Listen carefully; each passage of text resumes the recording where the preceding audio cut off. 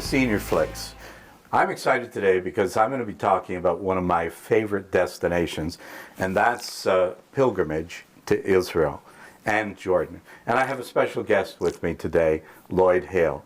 Lloyd was with us on our first trip. Do you remember in 2013, I believe it was, that was what, 11 years ago or so, or we took our second trip and toured to Israel. And Lloyd, you joined us on that tour. So we're going to chat a little bit about it today. I'd like to know just a couple of things that made it really special for you. Do you remember a special guest that accompanied us on that trip, one of your family members? Oh, my son. My son was present with us. How did he enjoy it? Enjoyed it very, very much. We looked forward to it at the time. Yes, yeah. And did you enjoy it? Was that your first trip? No, second trip. The second trip? Was several years before that. Okay. I was with the People's Church at the time. Okay. How many people on that trip? Well, we had 4 bus loads. Oh, wow. So that's a lot of people. That's a lot of people. 4 buses. You know what? Ours is more of a boutique tour. Yeah. It's a little bit smaller than that. A little bit easier probably to organize and manage, but there are those who've managed huge groups, 500 and so on. What was it that you liked about our trip? Well, I like the friendliness of it and the places that we have heard so much about, which we have never been able to go to. Right. And I thoroughly enjoyed it and learning much more than you hear about. Right. One of the things they say about taking a pilgrimage to Israel is there's the historical, there's the geographical, there's the political as well, but there's also the faith-based theological implications of that, and being on the ground, walking and talking where Jesus walked, where he talked, and where he shared the gospel with us, and his life poured out for us.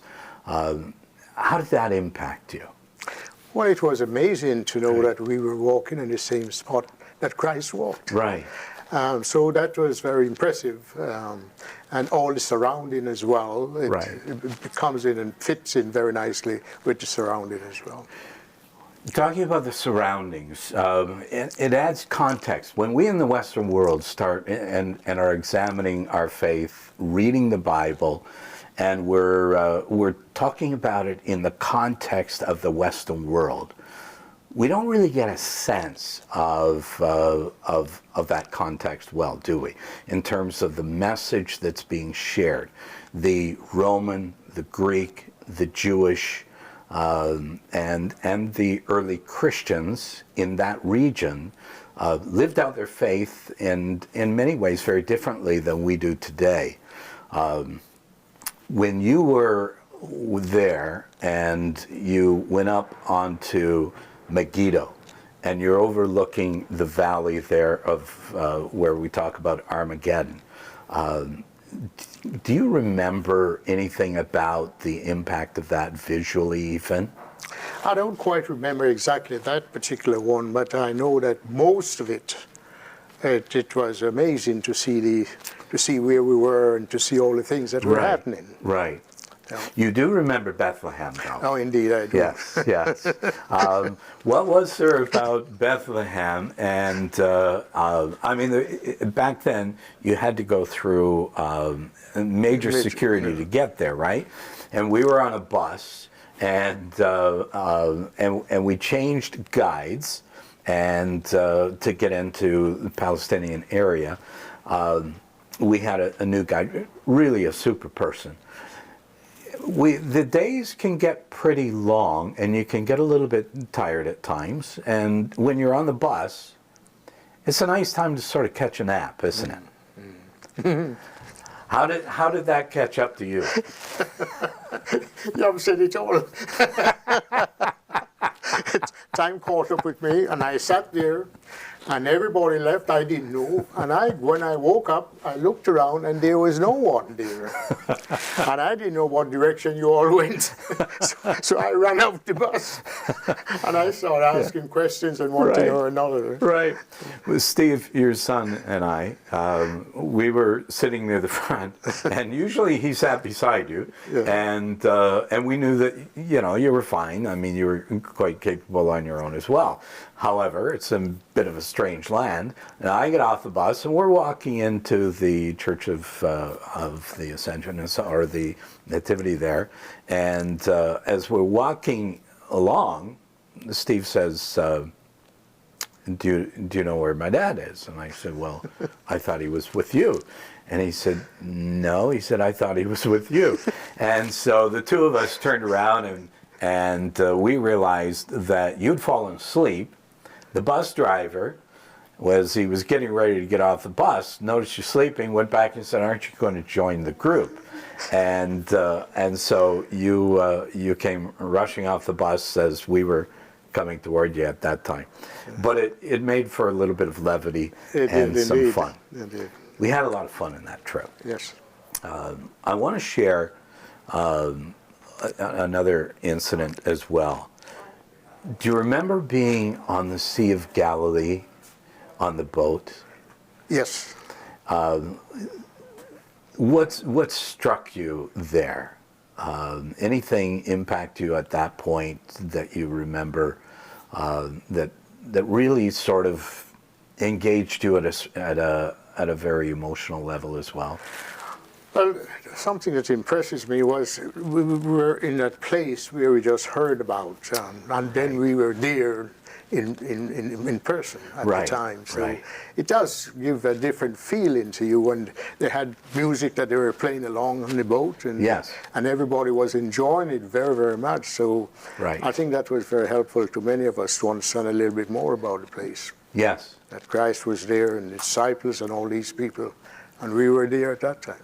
Yes. Yeah, that, and I remember a couple of things about that. Just just being on the Sea of Galilee, right? And knowing that Jesus was there in a boat, very similar in style, but also he'd walked on those waters, and he'd calmed the storm and the waves, and he was on his way to the other side. And everything that goes with that in the passage.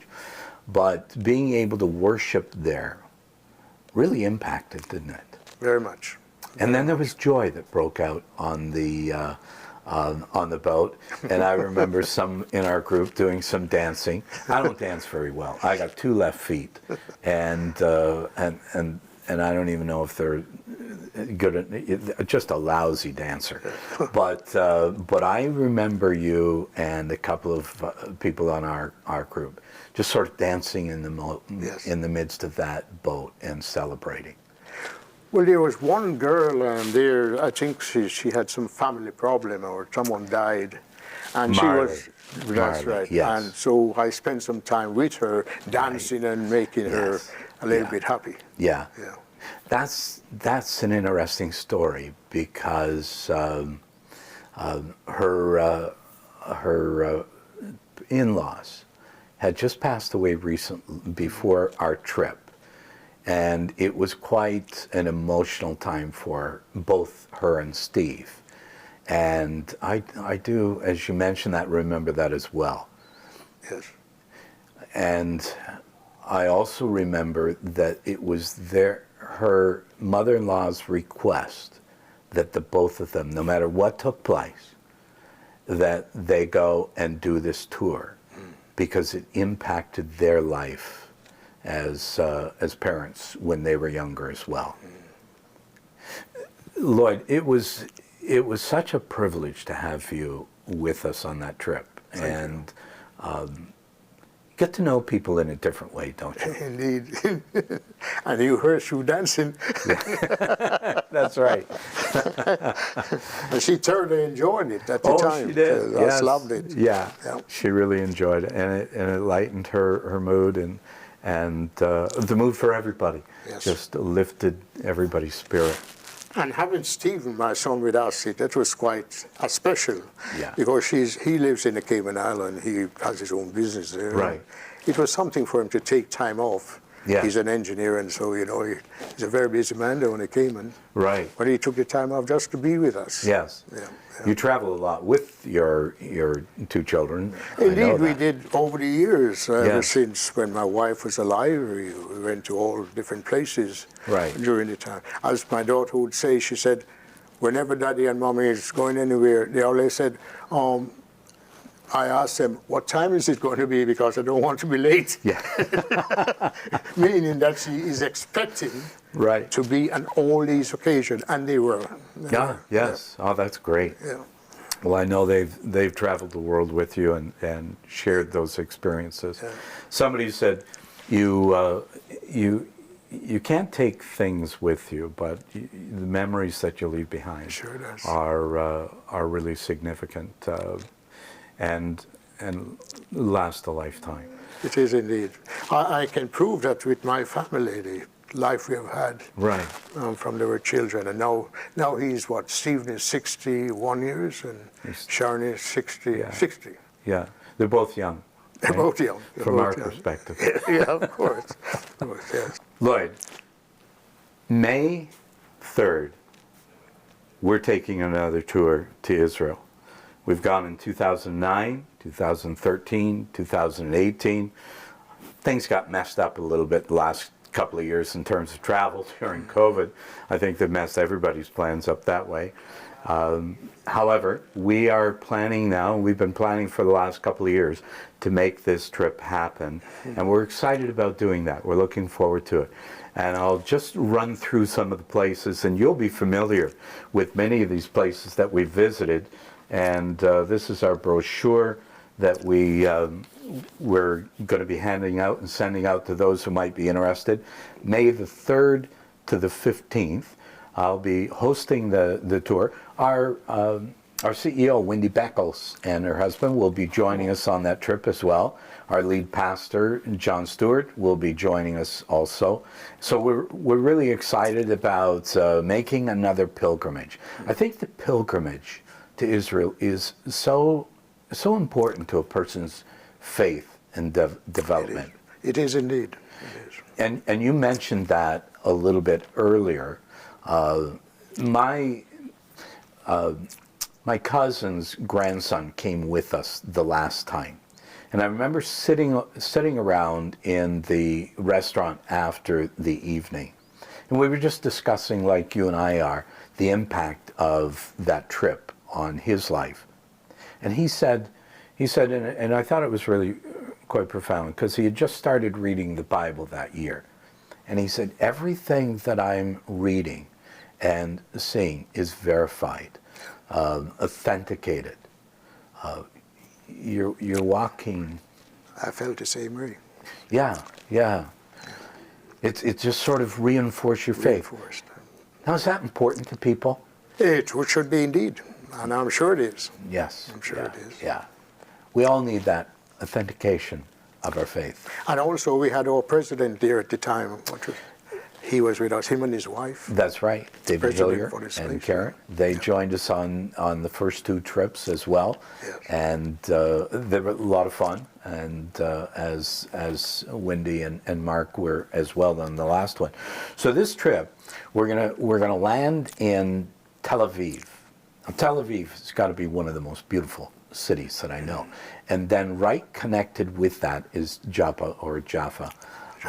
And what do we know about Jaffa? Jonah? Jonah, yeah. That's where he left. That's where he left and went. Right. And tried to run from the call of God. And how did that work? It didn't work very well. Didn't work very for well. him, yes. No, Yes. ended up down in a fish, the and then deep, yeah. down even further, the bottom of the ocean or the yeah. Mediterranean. So we're going to land there. We're going to take a tour the first day that we land, and then we're going up along the coast on our way to Caesarea on the Maritima the coast there. And we're going to stay at what's called the Ramada Inn, and it's actually a spa as well. And we will be on the Mediterranean coast that night, and we'll be watching the sun set. Goes down, yeah. So we're really excited about that. And then we're going to head up to Caesarea on the Maritima. And that is different than Caesarea Philippi, as you know. This is where they had the major port. It's where the government was at that time as well. The pilot was stationed there. Paul was brought there and imprisoned there. This time, they've discovered where they believe that Paul was actually imprisoned and jailed. So we'll get a chance to See the place. Yes, yeah. Yep. And then we're going to head up to Nazareth. What's significant about Nazareth? Where Jesus was born, like Jesus grew up, right? So we're going to leave there, go up to Mount Megiddo, and we're going to look over again the Armageddon, the Megiddo Valley, and at that point there's about 26 different civilizations that they've unearthed there in that one site. It's a fascinating place and the view, of course, is beautiful. And then we're going on through to the Galilee, and where Jesus spent most of his time.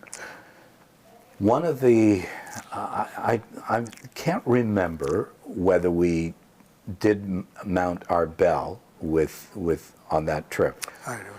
It's it overlooks the Galilee. It's a high mountain, and you can see the Beatitudes. You can see Capernaum. You can see Tiberias. You can see the other side of Galilee as well, the mountain range there. So we're going to stop there on our way to Tiberias, and we're going to stay there and in the second night that we're there. We'll be there for three nights. We will take that experience on the Sea of Galilee as well. And then we're going to go up to the Golan Heights. We're going to stand there, and we'll see the road through to Damascus. Paul was on his way to Damascus, and Jesus spoke to him. There's a passage here in the scriptures that talks about that. It says, meanwhile, Saul was still breathing out murderous threats against the Lord's disciples. He went to the high priest and asked him for letters to the synagogues in Damascus, so that if he found any there who belonged to the way, whether men or women, he might take them as prisoners to Jerusalem. Paul was not. In his early life pre-conversion, Saul was not a really nice, friendly guy, especially toward the Christians. As he neared Damascus on his journey, suddenly a light from heaven flashed around him. He fell to the ground, and he heard a voice say to him, Saul, Saul, yes, why do you persecute me? Who was speaking to him? The power. Yeah, Jesus, right? The power. Yeah. Who are you, Lord? Saul said. I am Jesus, whom you are persecuting. Now get up and go into the city, and you will be told what you must do. That's as you're standing along that road, and you're on the Golan Heights, and you see Damascus in the future there, right? Or in the distance. You can't help but think about that moment. We're going to, on this trip, we're also going to head over to Jordan. We're going to be up on Mount Nebo, where Moses stood there and looked into the Promised Land. He didn't make it into the Promised Land. He just saw it. He saw it. And then then God took him. We're going to go down from there to Petra. Now, on our trip, were we in Petra Yes, in we 2013? did. Okay. Yeah, we did go to Petra. That was the first time I had taken a trip to Petra. And it's staggering, isn't it? The beauty of it and the history. It's along the Tibetan Trail, the trade route from the east to the west, and over to the Mediterranean, and then up through and to Damascus as well. So that's the journey that we will be taking. We'll be going down to Eilat. And I remember you were there with us. I do remember now. It was a while ago, and my memory's getting a little bit sluggish at times. I guess that happens occasionally. Well, you have company right here. So it's good company. So I remember doing some shopping late in the evening and sort of wandering around Eilat, what's that? The marina there. It's a marina. And with Steve and yourself and Marley and Steve and Darlin, we just had a great time there. Something is, I reminded of something now when you said we together. I remembered every evening you would get a couple of us and we would go outside and discuss the day, what went by and what was most interesting and so on. Stephen and I and yourself and a couple others. Right. And that was, I think that was a very nice part of the whole trip. Yes. Where we had it personal, not everybody, just a couple of us sat there and discussed things. I thought it was excellent. Yes, and I remember that, and I think at that time too, really got to be close to not only yourself, and I regarded you as a friend and still do, but Steve as well. Yeah. And there's a closeness that develops with people on a trip like that. Indeed. And not everybody wanted to, and I wouldn't definitely mandate, because there were people who wanted to go to sleep afterwards, after dinner, and some were tired. But those of us who wanted to sit and just talk about the day and read a scripture, and talk about the impact on our life. Well, you had a couple of faithful ones. They're always here in the evening. I do remember that. And then on this trip we're going up through again, which we did, the Negev, the desert. Oh yeah. We'll be stopping there, and then we're going to go down to the Dead Sea, and we'll be doing a spa there and a hotel on the Dead Sea. What do you remember about the Dead Sea? Oh, there were quite a few things. First, it was, you couldn't go down. You Couldn't sink. You cannot sink. No, not possible. Because I was trying, could not go down at all. Right. And what else? There was something else that happened there. Yeah, I think there was something else. You don't want to rub your eyes when your hands have been in the salt water. Salt water, it was real salt. Yeah. I think I remember you coming out and having to get some fresh water on your face a little bit, and then coming back in, a trooper, like. But you can't sink. It's fascinating. That one surprises me very much when I went. It's actually even hard to stand up. Yes, it is. Because you're floating. It's lifting you. Yeah. You're lifted up. And to get your feet under you to stand up is not the easiest thing in the world. Not easy at all. You got to sort of twist, and it's quite an experience. And then, of course, from there we're going to go to Masada, the southern Masada. And I believe when you were with us, our guide talked about the northern Masada. When the Roman army came from the north, there's another area just around the Galilee where the Jewish zealots and those who were revolting against Rome were held up on the top of a mountain. And he talked to us about the fact that, I believe it was around 68 AD, that that they were held out there, and just before they were conquered, many of them jumped off the cliff. And then the army went down to Jerusalem around 70 AD and laid siege and laid waste of that, of Jerusalem, and then down to Masada for the remnants who were held out there. And that was around 72 AD. And that was the Masada that we most hear about.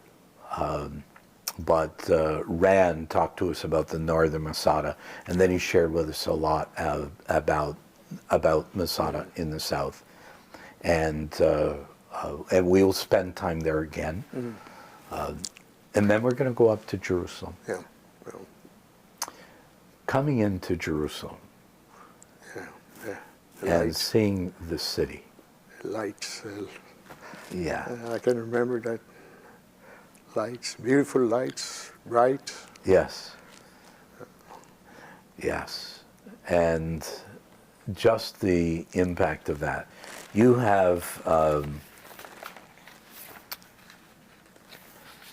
a picture here,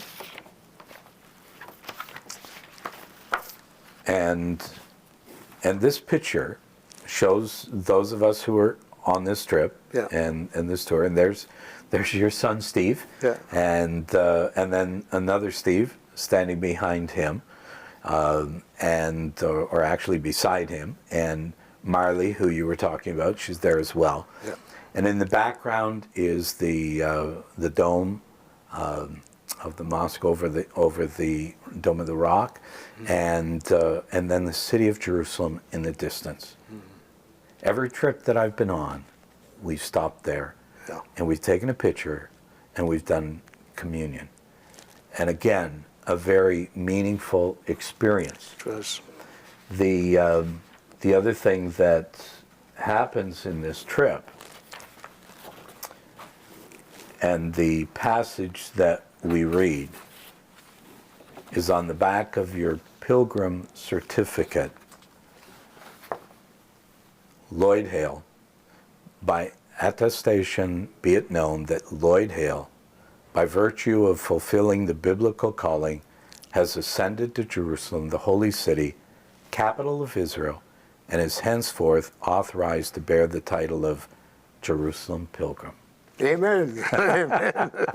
Isn't that exciting? So excited. Sure does. The thing is, Ron, regarding my going back there, it's my daughter. I always wanted her. Stephen came, and I wanted her to come along with me. But she is so tied up in the Cayman Islands. I was there with her for 6 months and 1 week, this year. Right. And she's very, very busy, always busy. Yes. But hopefully by then, she might be able to scrounge some time. Yes. And maybe go with us. I know she is extremely busy. Yeah. And of course, these last 2 years have just messed up everybody's travel, so that wouldn't have been possible. Yeah. But on the back here, as we're standing up there and overlooking the city, this passage from the Psalm of David, 122. Yeah. I rejoiced when they said unto me, let us go into the house of the Lord. Our feet shall stand within thy gates, O Jerusalem. Jerusalem built as a city that is bounded firmly together, whither the tribes go up, the tribes of the Lord, as was decreed by Israel, to give thanks unto the name of the Lord. For there are set thrones of judgment, the thrones of the house of David. Pray for the peace of Jerusalem. They shall prosper that love thee. Peace be within thy walls, prosperity within thy palaces. For my brethren and companions' sake, I will now say, Shalom. Peace be with thee. Shalom. For the sake of the house of our Lord, our God, I will seek thy good. Amen. Amen. Amen. One thing, Ron, you did not mention about the Wailing Wall, all these people that go praying there. Or Right. Just like...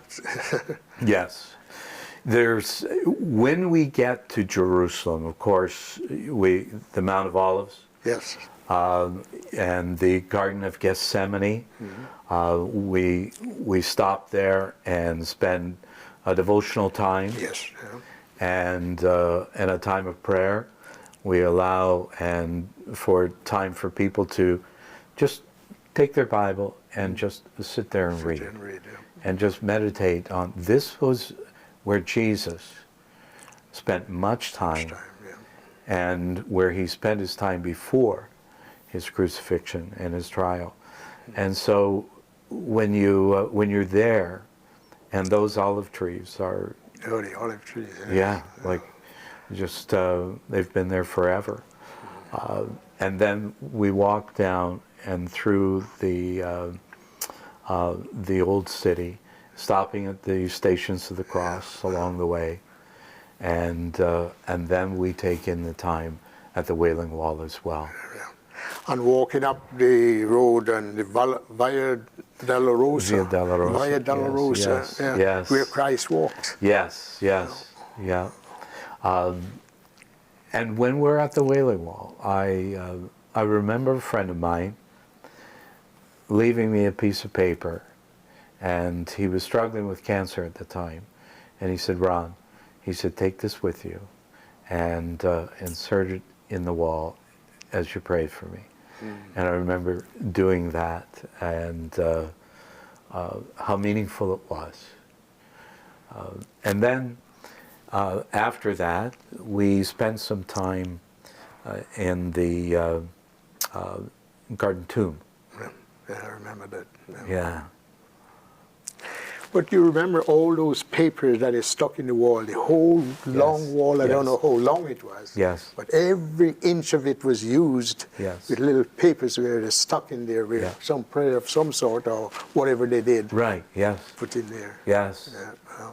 Yes, I mean, it was not something that I was accustomed to doing. Not at all. But definitely when I put the paper in there, as most of us did, that prayer, it reminded us there are a lot of prayers offered to God there. Indeed. And he hears.